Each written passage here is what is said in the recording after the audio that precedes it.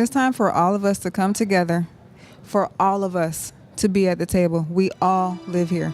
Black, white, man, woman, we all live here. We all need to come to the table. We need to set our emotions aside and get some business done so that we can live the life and dream the dream.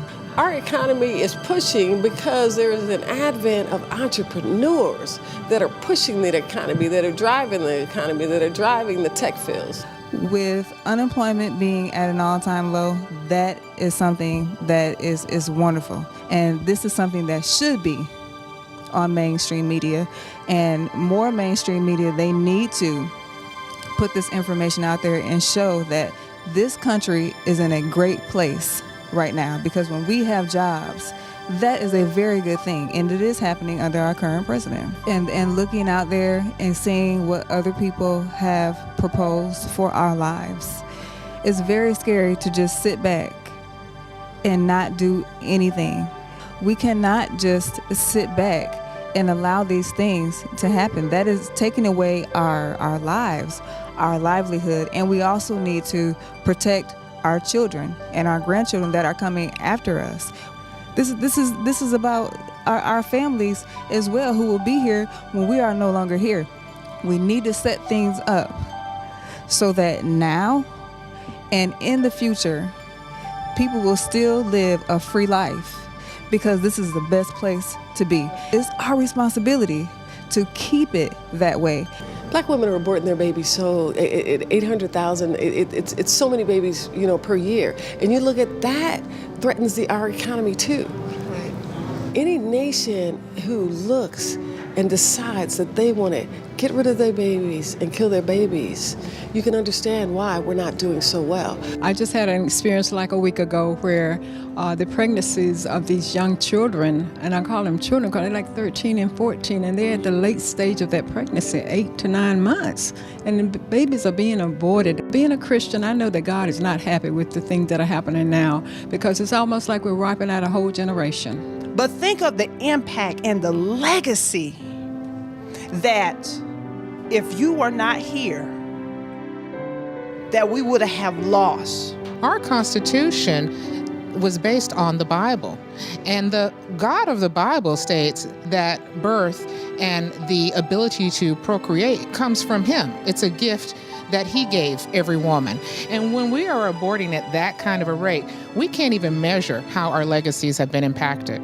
How can you look another woman in the face and tell them to kill their own child when you could have very well not be here yourself? The statistics say 1 out of 3.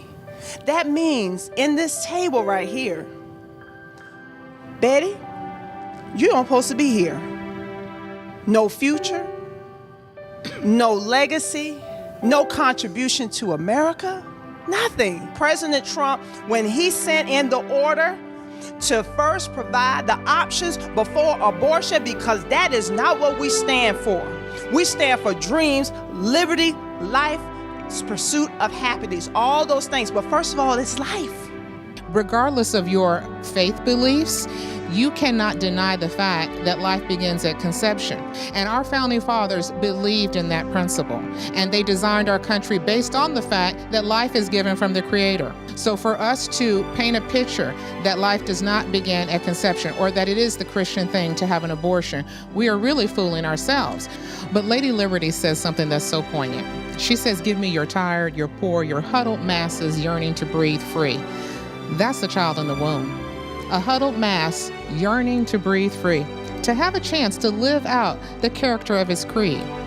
When we abort, we deny that child what every immigrant who has come to this country has been given through our Constitution, a chance at life, liberty, and a pursuit of happiness. That gift deserves that.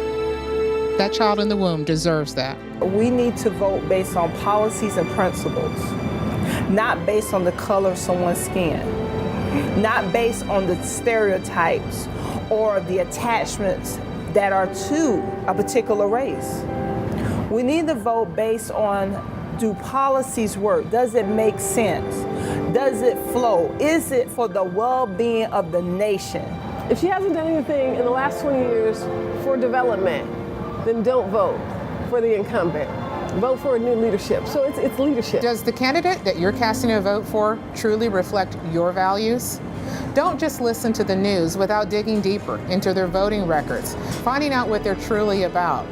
A vote is a powerful tool that every American citizen has been given and armed with, so take advantage of it. Again, it's about life, liberty, and the pursuit of happiness. Because we understand that when we vote red, we're voting for those that died and were willing to sacrifice for our freedom. Try to rally the community. And I know in some communities that's very hard because you've got too many different factions going on. But I feel that if you could just rally the community and make people realize what is at stake. We are Republicans. We represent the Republic of the nation under one God, and that we stand for life, liberty, and the pursuit of happiness. We protect life, people. We have to vote straight red. We are our brother. We are our sister's keeper.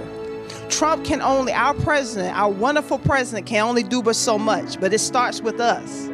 And we have to go to the polls. And if we do not vote, we're already giving a yes to those that believe in abortion.